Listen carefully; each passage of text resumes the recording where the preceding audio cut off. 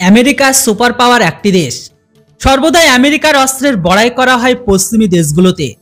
সেখানে আবার এই আমেরিকা তাদের অস্ত্রের পেছনে সব থেকে কিন্তু বেশি পয়সাকে খরচ করে। কিন্তু এখন সুপার পাওয়ার আমেরিকার অস্ত্রের উপর এখন সব থেকে বড় প্রশ্নকে খাড়া করেছে। কিন্তু এখন দাবি তো এটাও করা হচ্ছে যে ভারতের মতো দেশের কাছে আমেরিকার মিসাইলের টেকনোলজি পিছনে পড়ে গেছে। বন্ধুরা, এখন আমেরিকার থিঙ্ক ট্যাঙ্ক সিএসআইএস একটি বড় চিন্তাকে প্রকাশ করেছে, যা এখনো পর্যন্ত আমেরিকা তাদের একটি সফল হাইপারসনিক মিসাইলকে বিকাশ করতে পারেনি। সেখানে আজকের দিনে রুশ আর চীনের কাছে হাইপারসনিক মিসাইল অলরেডি সার্ভিসে মজুত আছে। সেখানে আবার মিসাইল ডিফেন্স সিস্টেমের ক্ষেত্রেও আমেরিকা লাগাতার পেছনে চলে যাচ্ছে।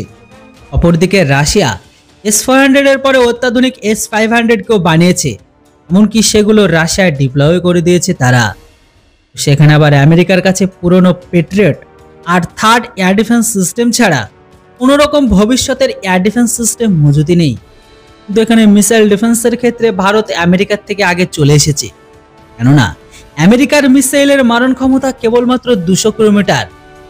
আমেরিকায় এটিকে তাও আবার ইসরায়েল আর জাপানের সহযোগিতায় বানিয়েছিল। সেখানে আবার নিজেদের 350 কিলোমিটার রেঞ্জের মিসাইলকে বানাচ্ছে ভারত, যেটি আমেরিকার মিসাইল ডিফেন্স সিস্টেমের তুলনায় অনেক আগে থাকবে। মানে এখন ভারত ও আমেরিকার মিসাইল ডিফেন্স সিস্টেমের তুলনায় পিছনে ফেলে দিচ্ছে। দাবি করা হচ্ছে 15 বছর পর্যন্ত আমেরিকা যে অস্ত্রের বিকাশ করেছিল, আমেরিকা শুধুমাত্র সেই অস্ত্রকে আপডেট করছে। সেখানে আবার এই আমেরিকা তাদের ভবিষ্যতের অস্ত্রের ক্ষেত্রে বা বানানোর ক্ষেত্রে এখনো পিছনে পড়ে আছে।